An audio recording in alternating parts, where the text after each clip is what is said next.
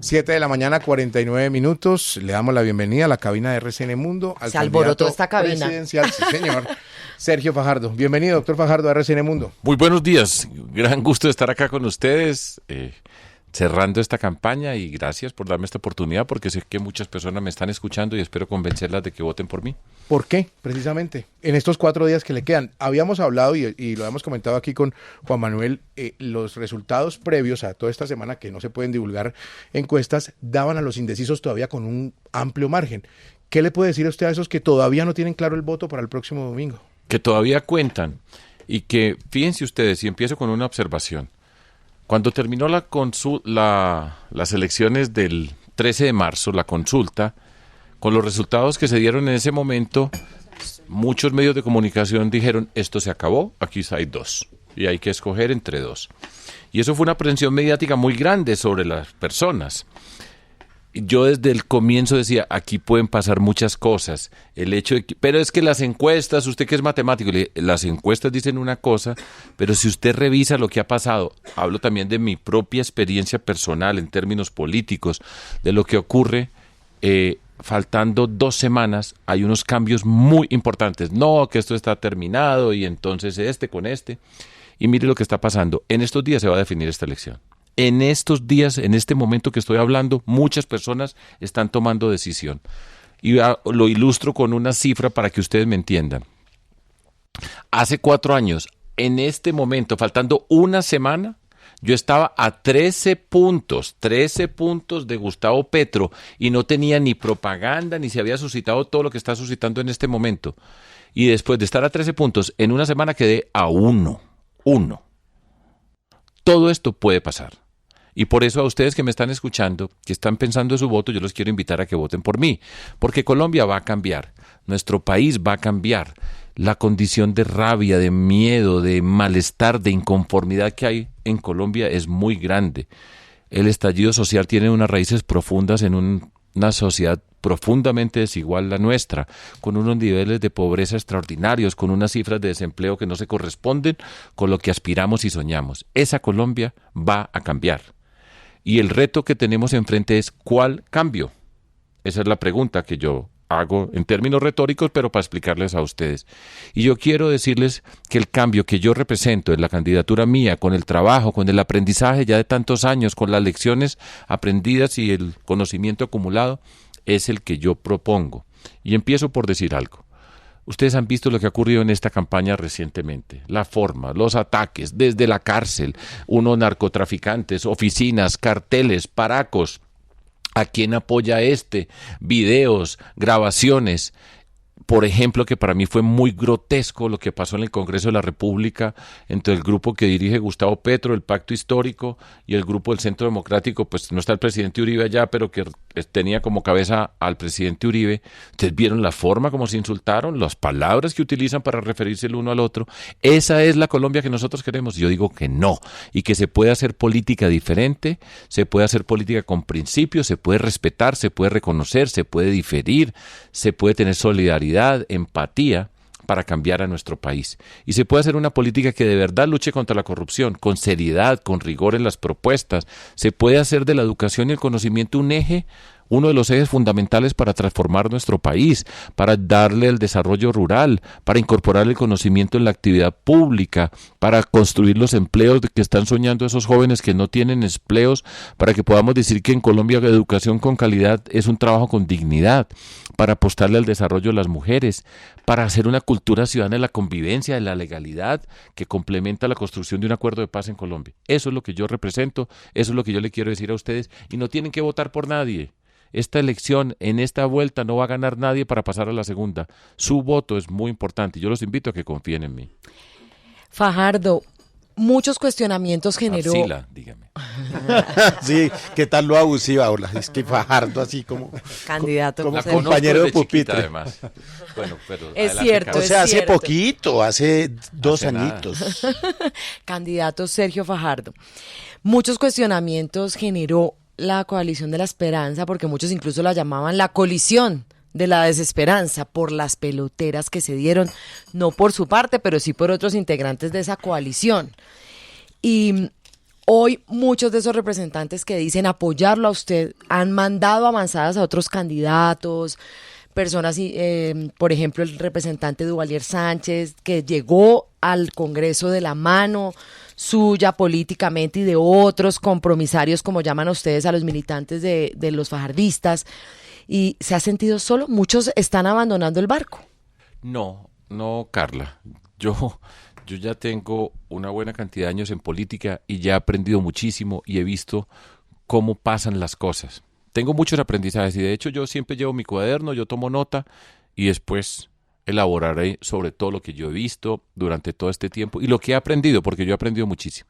Y entre las cosas que hay una política de la viveza, de estar ubicado en este momento, en este sitio, porque más me conviene. Todo eso, por supuesto, con un ropaje de un altruismo especial con respecto al país y la sociedad. Pero yo creo en la política de principio, yo creo en la coherencia y la consistencia que se transforman en confianza a través de un recorrido en el tiempo. Hay una viveza que es coyuntural, un salto para acá, que supuestamente da réditos en un corto plazo, pero en el largo plazo, de tanto salto de viveza en viveza, termina en estrellada. Entonces, pero dicho todo esto, yo creo que uno debe estar donde está, que representa, si considera que sus principios están representados en un candidato, en una forma de hacer la política, con las personas que se van a reunir, pues que estén allá. Y eso habla de las personas. Pero eso además no significa, en términos de votos, pues es una cantidad muy menor. Y de hecho, pues lo que yo estoy apelando es a cantidad de personas que votan libre. Yo nunca en mi vida he pensado que yo soy dueño de un voto. Yo siempre he creído que en cada elección uno tiene que ganar los votos, que tiene que apelar a las personas, que tiene que seducir en términos políticos, y esa es la tarea que yo tengo ahora. Cada quien escoge su camino y pues uno va viendo y veo jóvenes cómo van avanzando en la política, cómo se van mareando, cómo se van enfermando del poder, y también veo otras personas que uno dice, esta persona tiene un camino muy especial y yo espero que la vida me dé la oportunidad de verlas crecer y de liderar este país. Sergio, de repente surgió y resurgió la figura de un candidato que ha sido considerado outsider de toda esta contienda, que es Rodolfo Hernández. ¿Cuál es su concepto de Rodolfo Hernández? ¿Usted qué piensa del ingeniero Hernández? Pues mire, José Manuel, buenos días. Yo lo conozco hace años, cuando yo fui a hacer campaña por primera vez, bueno, hace ya mucho tiempo, a Bucaramanga, en términos políticos, lo conocí y siempre me pareció un personaje singular, su forma de hablar, el lenguaje que utiliza, la manera como se refiere a las cosas, que produce simpatía en medio de todas estas cosas. Yo creo que es muy difícil encontrar una persona más distinta a mí que Rodolfo Hernández, en términos de persona, del trato, etcétera, pero me producía simpatía. Y le cuento que cuando se iba a presentar para la alcaldía de Bucaramanga, fue a Medellín, cuando yo era gobernador, con unas personas amigas de Bucaramanga, y hablamos acerca de política, de una alternativa cívica para una ciudad. Le contaba mi experiencia. De hecho, también ahí estaba su hermano, que es un filósofo que creo que ahora no está muy cerca de él, pero que lo acompañaba dentro de todo esto. Y después ganó la alcaldía en una sorpresa. La forma como ganó él fue una auténtica sorpresa, tan sorpresa, creo, que las mismas palabras de Rodolfo, que él se fue porque él no pensaba que iba a ganar, ¿sí? Y ganó. Y después también varias personas que trabajaron conmigo fueron asesores de él para organizar la alcaldía y ayudaron en la formación de su alcaldía. Entonces, con él he tenido una buena relación, como les digo, en términos personales me produce simpatía y tiene una forma que en este momento pues llama la atención, por una persona así, singular. Él es como es, así como es. Por supuesto somos muy diferentes en esos términos, pero ha sabido conectar con un malestar y lo hace una persona totalmente distinta. Y eso tiene en estos tiempos pues una forma de conectarse con gente. Eso está clarísimo y pues eso es lo que yo veo. Ahora, lo que yo estoy proponiendo es un cambio. La propuesta mía es una construcción seria, rigurosa, con personas que hemos trabajado durante tiempos. La experiencia, la capacidad de formar equipos, de liderar, de tener una visión de país, que yo creo que se necesita para ser un líder, porque uno tiene que tener una visión. Todo eso pues hace parte de lo que yo le estoy ofreciendo a Colombia. Yo he luchado contra la corrupción. me ha tocado las batallas más extraordinarias contra la corrupción, en campañas, gobernando y por fuera. Me ha tocado enfrentarme con todos, en todos los niveles, y no hay una sola persona que pueda decir que yo tengo una mancha en mi hoja de vida. Y me han tratado de sacar, y no me sacaron, y aquí estoy, y entonces, pues ahí estoy yo como propuesta para Colombia. Entiendo lo que pasa, y tengo la convicción de que en estos días van a pasar muchas cosas, y estoy seguro que muchas personas que me están escuchando, que les estoy diciendo que voten por mí, que me den la confianza y que me den la oportunidad, van a votar. Señor Fajardo, bueno, usted es matemático, ¿no? Entonces usted sabe que uno ya en este momento de la campaña empieza a hacer cuentas. Entonces subo una, bajo una, que sí. Entonces yo he oído mucho en los últimos días comentarios de gente que dice, me gusta mucho el candidato Fajardo, pero es que si yo voto por él, la matemática no me da, porque aunque ninguno gane en primera vuelta, pues de pronto me pasa a segunda vuelta el que yo no quiero. Y si me entiende, la gente empieza como a subir, a bajar, y entonces se quedan por fuera votos suyos por simple matemática. ¿Qué le dice usted a esa gente que no está votando por usted porque le da susto que le pase a segunda vuelta otro candidato que no quieren? Y que no se preocupen por esas matemáticas, como así como le demostré en estos días al candidato Petro, que de matemáticas poco sabe, de enredo mucho, pero de matemáticas poco. Lo que quiero decirles es lo siguiente: mire, en esta vuelta tengan la certeza de que lo que importa es el voto por lo que considere usted que es mejor para nuestro país. Yo me ofrezco, por supuesto, y estamos en una competencia y quiero que sea por mí. Mírenos como personas con nuestras propuestas y no separe nunca la propuesta de la persona, que ese es un error que se comete. Es que queremos propuesta, y es que la propuesta sola no va. Es la persona alrededor de la propuesta y lo que significa para liderar nuestra sociedad. Entonces, pues esa es una trampa. Fíjense con lo que decía ahora María, que ya se había dicho que ya estaba definido entre dos y que todo el mundo tenía que votar por el uno o por el otro. Cambió. Y vuelvo y reitero los que señalé ahora. En estos días, en el momento que estamos hablando, esto está cambiando a una velocidad extraordinaria. Y yo las invito a que voten por mí, porque tengan la certeza de que en estos días se definen las cosas y no es como nos ha pretendido decir que son. Ese es el mensaje. No se asusten, no se amilanen, porque además tenemos que reivindicar una Colombia, repito, que cree que la política no tiene que ser en los términos que se está conduciendo y que se puede hacer diferente. Doctor Fajardo, en esta campaña, de manera acentuada y con palmaria evidencia demostrativa, como dicen los abogados, ha imperado la mentira. Es increíble la cantidad de mentiras que se han dicho desde varias campañas y han tenido que salir algunos, como usted, por ejemplo, a contraargumentar con cifras y con datos, en fin, que mucho de lo que se está diciendo no es real, no es verdad. Pero, ¿a qué se le puede atribuir el hecho de que, a pesar de que hay una mentira flagrante, se siga creyendo en esa mentira y la gente sea indiferente a la verdad? Porque en este caso no se es indiferente con la mentira, sino con la verdad. Sí, yo creo que para mí, en este contexto político, el malestar que hay en Colombia es gigantesco. Aquí se llenó el vaso. Colombia va a cambiar. Hay mucho malestar. Cuando las sociedades están así, es el espacio propicio para el populismo. ¿Eso qué significa? Que cuando gente está tan molesta, la capacidad de discernir es más reducida. Porque es que ya no quiero nada de esto, con tal de que esto cambie cualquier cosa. Eso es una frase que se escucha. Entonces, el populismo llega con una frase y le habla a esas personas.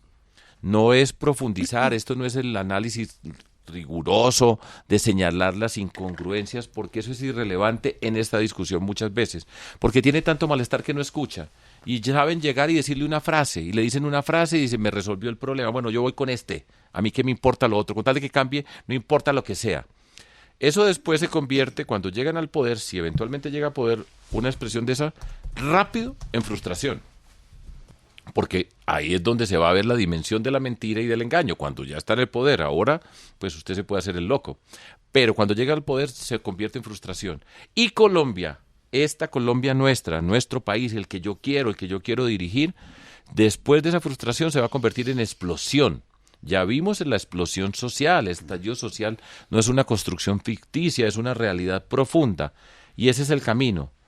Entonces, lo que yo estoy diciendo y anticipando todo esto, y hago un esfuerzo por explicarlo, por decirlo, por señalarlo, porque además en todo esto hay que repetir una y otra vez para llegar al momento, para decir, yo soy capaz de liderar a Colombia, entiendo el cambio, voy a cambiar, lidero un cambio, pero serio, para poder avanzar, para poder construir y no caigamos en la trampa de la frustración y la explosión.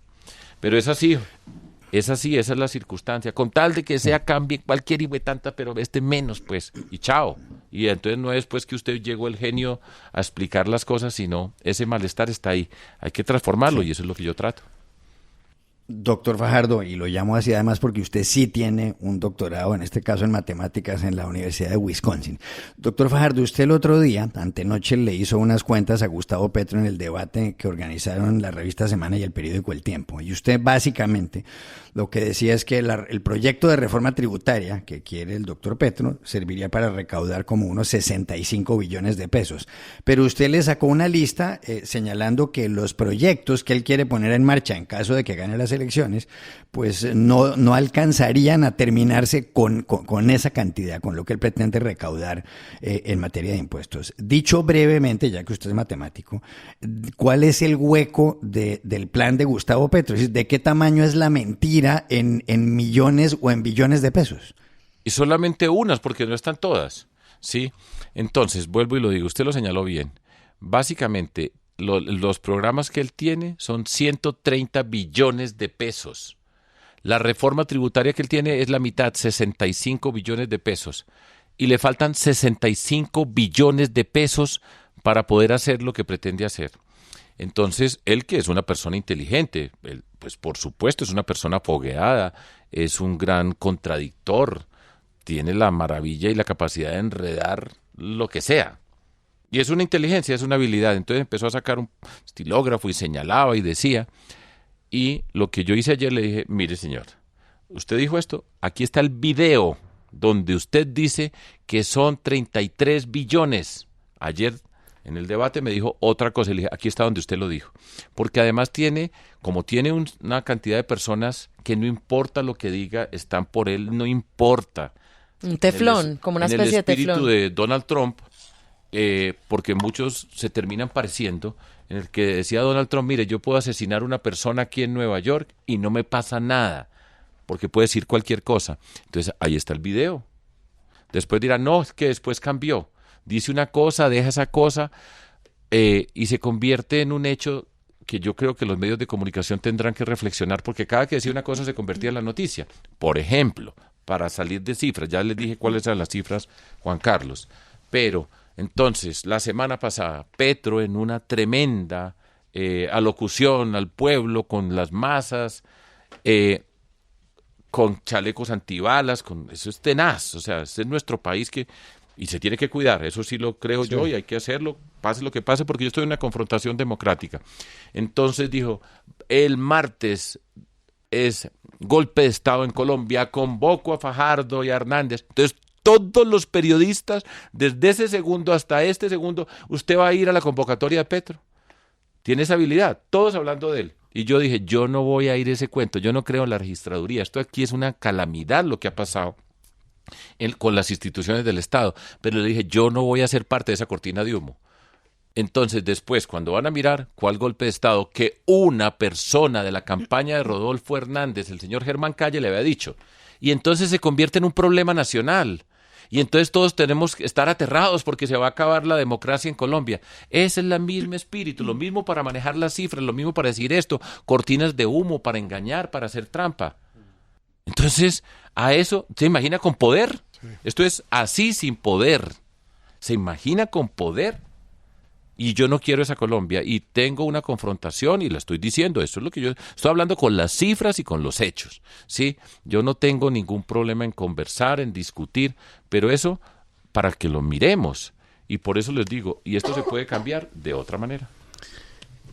Candidato Sergio Fajardo, una de las ventajas que yo creo que tiene su manera de ser es que usted no se deja salir de los chiros fácil, usted es un hombre calmado. En un país acostumbrado a que hay que darse en la jeta y que si a uno lo insultan tiene que responder con un insulto más grande, usted no entra en esas cosas. Y yo quisiera preguntarle a usted, ¿qué es lo que más le ha sacado la piedra en esta campaña? Así no lo haya expresado públicamente. Así que no lo haya expresado públicamente. Porque usted nunca lo En ve. ciertos momentos en el tema de la coalición pasaron unas cosas. No voy a entrar puntual, pero en el tema de la coalición pasaron unas cosas que yo no puedo creer esto que estoy viendo. Pero además, repito, yo lo tengo todo anotado. Ustedes saben que yo voy con mi cuaderno y en todas partes estoy anotando. Peligro. Y algunas cosas pasaron que yo decía, yo no puedo creer esto. Y me tocó tragarme, hacer un esfuerzo, porque me toca hacer esfuerzo. A mí también me da piedra, no es que yo voy aquí flotando por Bogotá, por Cuerpo todo glorioso. Colombia, cuerpo glorioso y bajo y saludo, no. Y me duele y me da malestar, pero me echo el propósito y he aprendido muchísimo a no dejarme amargar y rápido paso por esas cosas. Pero sí hubo unos momentos muy, pero muy malucos en el tema de la coalición. Pero he aprendido a tramitarlos internamente, no dejarme trastornar, no cargar amargura. Yo, por fortuna, ya he aprendido en la vida a no cargar amargura, porque si usted carga amargura y quiere ser presidente, la amargura se le sale en cada frase, en cada momento, en cada mirada, Yo entrego periódicos en semáforos, yo le digo a la gente, mira, yo le digo exactamente lo siguiente, ¿te puedo dar mi periódico? Muchas gracias por recibirlo, muy amable. Si te gusta, apóyanos, si no, no lo bote al suelo. Chao, para el próximo. Pero lo miro a los ojos, la manera como le hablo, lo respeto. Todo eso es potente y hay gente que no quiere recibirlo y le digo, gracias, no hay problema. Por ahí pasa uno y grita otra cosa, grite lo que quiera, tranquilo que no hay ningún problema. Y me echo eso para el espíritu y añado algo, yo siempre fui el menor del salón, siempre era el menor en todo. Y ahora soy el mayor en todo, ¿sí? Aquí soy el mayor de todo el edificio de RCN. Ay, qué exageración. Y entonces... Ya no, Rodolfo le Y gana yo ahora. nunca en la vida, mire, yo nunca en la vida le pegué a nadie, nunca, y eso pues desde niños que pasan todo tipo de cosas y peleas, nunca le pegué a nadie y nunca nadie me pegó a mí. En mi casa nunca nadie me pegó, ningún compañero en el colegio, nada, yo nunca le pegué a nadie. Entonces, pues yo tengo ese espíritu, ¿sí? Ahora discutí toda la vida, en el colegio, en mi casa, en todas partes. Pero ahora ya a estas alturas de la vida ya estoy preparado para ser presidente de Colombia. Doctor Fajardo, para no ser Uy, igualada. cómo progresa, Sí, Carla. para no ser igualada. A ver, Arcila. Doctor Fajardo, el tema de Venezuela es muy importante, por supuesto, para todos los candidatos y el futuro presidente de Colombia. Usted ha dicho que quisiera restablecer los canales de comunicación, Sí. que haya consulados, que no reconocería ni el régimen de Nicolás Maduro, pero tampoco el de Guaidó. ¿Qué es lo que pensaría hacer cuando usted llegue, si llegue, en caso tal de que llegue a la Casa de Nariño? Empezar a establecer esos contactos, ¿sí? Y que eso rápidamente se convierta en acciones que nos puedan empezar a hacer tangible una relación, porque es que lo que hizo este gobierno, además muy miope, porque han creído que las relaciones exteriores es para tomarse foto con amigos, las relaciones exteriores es para tramitar problemas, intereses, saber plantear los intereses y en especial con los vecinos, que es la situación más difícil. Entonces empezar a establecer contactos que nos lleven a poder reabrir los consulados de Colombia en Venezuela y los de Venezuela en Colombia. Eso ya es una atención para mucha gente que está perdida. Es que te imaginas un colombiano por allá en Barinas y para dónde coge, si tiene un problema no tiene dónde ir. Al mismo tiempo, abrir esa frontera. Yo, por fortuna, en la vida he tenido la oportunidad de recorrer a Colombia, que ha sido para mí un gran aprendizaje muchas veces, entender una frontera. Los que nacimos por acá en la mitad del país, entre unas montañas, lejos de todo, ¿sí? No entendemos lo que es una frontera, lo que pasa en Cúcuta, esas vidas es la misma comunidad de lado y lado, tenerla cerrada como la han tenido ha tenido un costo altísimo, abrir esa frontera, empezar rápido a hablar de temas de seguridad, ¿sí? Y yo espero que las negociaciones que se están dando en México con el auspicio de los Estados Unidos, que los Estados Unidos saben cómo son las relaciones internacionales, allá mandaron el segundo del Consejo de la Secretaría de Estado a hablar con Maduro. Necesitamos esto y se les olvida todo, si necesitamos petróleo, a ver cómo vamos a hacer, cómo nos organizamos y ojalá que esas negociaciones avancen y que funcionen y que se pueda dar una elección democrática realmente transparente para que participe la oposición y que se avance en la construcción de la democracia en Venezuela. Yo creo eso. También me han preguntado para adelantarme y con Nicaragua, ¿usted haría un tratado con Nicaragua? Sí. ¿Me gusta Daniel Ortega? No, yo era de esos jóvenes que teníamos la ilusión de los sandinistas cuando cayó el régimen de Somoza, era una expresión de rebeldía, de ver que se podía hacer la justicia, y es un dolor ver cómo un señor que participaba de esa revolución hoy es un déspota, un tirano, y eso nos enseña muchas cosas en la vida, ¿sí? Pero yo no lo quiero para nada en términos políticos. Yo leo las columnas de Sergio Ramírez, de Gioconda Belli, de toda esa gente que participó de ese sueño revolucionario y esa decepción tan grande, pero con él es el que hay que tratar, y tenemos que hacer un tratado, como nos dice la Corte Constitucional, que se tiene que llevar al Congreso de la República. Entonces, eso es lo que toca y hay que hacerlo y nos tenemos que sentar. Sí. Doctor Fajardo, usted dice que va a ganar las elecciones y puede que las gane, todo puede ocurrir en esta campaña, pero lo quiero llevar a un terreno hipotético. Si Colombia estuviera gobernada o por Gustavo Petro o por Rodolfo Hernández, ¿cuál de esos dos gobiernos lo haría sentir a usted peor? ¿Cuál lo preocuparía más? Otra forma elegante de preguntarme lo mismo, ¿cierto? Yo voy a escribir un capítulo del libro que tengo con todo lo que he aprendido. Va a ser cómo me preguntaron, me hicieron la misma pregunta por 843 formas distintas. Esta es nueva, Juan Carlos, tiene ese espíritu. Esa habilidad, ¿sí? ¿no? Es hábil, sí, es hábil. Y Juan Carlos, por supuesto, es inteligente. Yo lo conozco desde hace una buena cantidad de tiempo. Me regaló un libro muy lindo, estando una vez en Boston, que lo conocí allá, que era la biografía de Fernando Enrique Cardoso. Me lo regaló Juan Carlos y lo tengo guardado en la casa. Pero Juan Carlos, yo no voy a responder esa pregunta. Todo esto para decir que no voy a responder la pregunta, que es la misma dicha de otra manera. Siguiente Esta pregunta, es nueva. amigo periodista. Y esa también es una nueva manera de un político de no contestar una pregunta. Claro, yo voy a escribir un libro de las 844 veces en que Sergio Fajardo se escabulle. Claro. Exactamente, sí, se puede escribir eso. Doctor Fajardo, yo quería preguntarle en el ámbito deportivo. Sí. Porque leyendo su plan de gobierno en ese aspecto específico, hay varias propuestas de infraestructura, hay varias propuestas de reformar, digamos, ideas para mejoras económicas al Ministerio del Deporte, a las federaciones. Hay una que me llama particularmente la atención y es: proponemos un plan de estudiantes atletas para que colegios, universidades hagan parte integral de la formación y selección de talento con las federaciones. ¿Cómo conseguirlo? ¿Cómo hacerlo? Es un modelo muy estadounidense, digámoslo, de formación en colegios, en universidades, dando becas seguramente y fortaleciendo la creación de nuevos deportistas a nivel formativo y a nivel, digamos, profesional. ¿Cómo conseguirlo y cómo hacerlo aquí en Colombia? Yo tengo la experiencia de lo que he hecho gobernando. Y primero quiero señalar algo que no se menciona mucho. ¿Quiénes son los profesores, los maestros, las maestras que enseñan educación física en los colegios? Y eso, una de las exigencias tiene que ser que sean personas licenciadas, formadas para dictar educación física, pongámoslos en los términos habituales, sí. Porque son muy pocos. Yo tuve como estudiante el privilegio de tener un super profesor de educación física, se llamaba don Eduardo Paz Granja. Lo recuerdo como uno de los mejores profesores que he tenido en la vida, que además, lo recuerdo muy bien, era pastuso. Había estudiado licenciatura en Educación Física en la Universidad Pedagógica y era el profesor en el colegio, un colegio de élite en Medellín, ¿sí? Y era el señor más serio, más riguroso, y todos los que pasamos por él, para llegar a la respuesta, salimos como un espíritu de incorporar el deporte en nuestras vidas.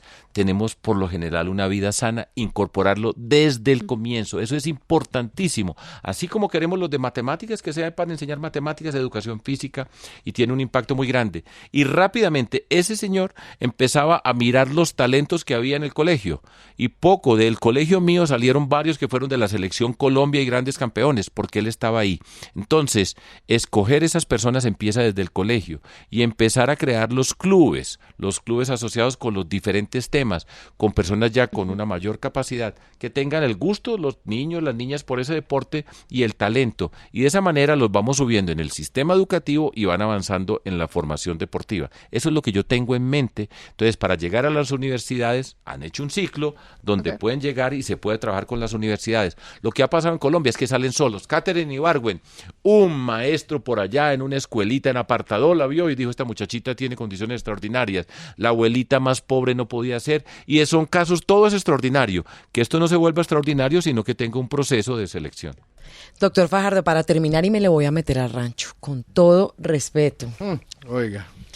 cuando a uno hacen ese anuncio, pero bueno, como yo ya tengo tanta serenidad. Con todo respeto. Para meter con sus relaciones exteriores, yo creo.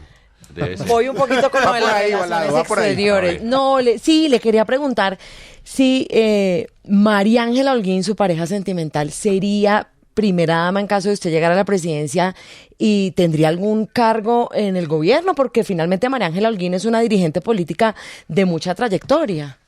Sí, ella es una mujer, yo la admiro profundamente. 25 años en el servicio público, con toda la experiencia, 8 años de canciller, tiene todas las condiciones, conoce perfectamente bien, pero ella no va a ser una primera dama en el sentido tradicional, que tiene una oficina al lado del presidente y que se van juntos por la mañana a trabajar y ella va para su oficina y yo para la mía. No, ella tiene su autonomía, tiene su vida propia, tiene su trabajo, sus actividades productivas y por supuesto me va a acompañar en temas específicos. Si hay algún tema específico, por supuesto, pues estaría en toda la disposición de acompañar, pero no va a ser una primera dama en el sentido tradicional. Eso no sería nunca.